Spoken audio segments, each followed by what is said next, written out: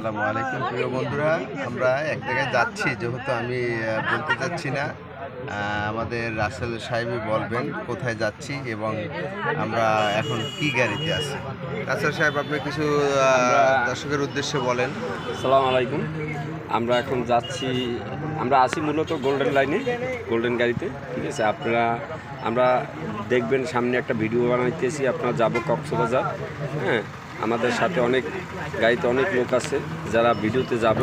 হ্যাঁ, অনেক সাথে লোক আছে, আপনারা দেখবেন 20 দিন পর আমাদের ভিডিও। এখন তো আপনার এই রওনা দিলাম, আপনারা দোয়া করবেন যদি সামনে ভিডিও আরও আপডেট দেওয়ার চিন্তা ভাবনা আছে।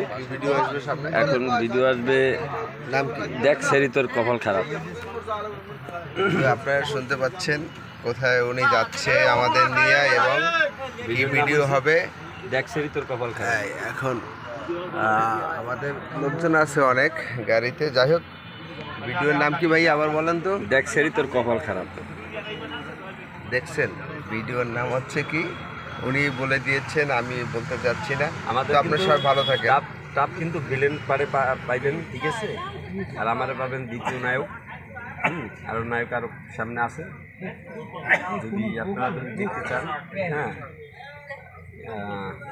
যাক ভাই আমার বলতেছে, আপনারা বলুন। তো রাসেল সাহেব নায়কের খলনায়ক, সে নায়কের পাঠ করবে।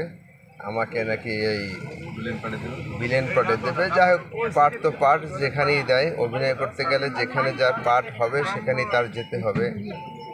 নায়কের পাঠ নিয়ে আর বসে থাকতে হবে সেটা না, যার যেখানে পাঠ সেখানেই থাকা উচিত, এটা আমার কথা। তো ভালো থাকেন সবাই।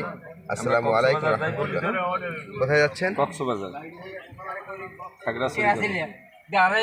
ঠিক আছে, ভালো থাকেন, আল্লাহ হাফেজ।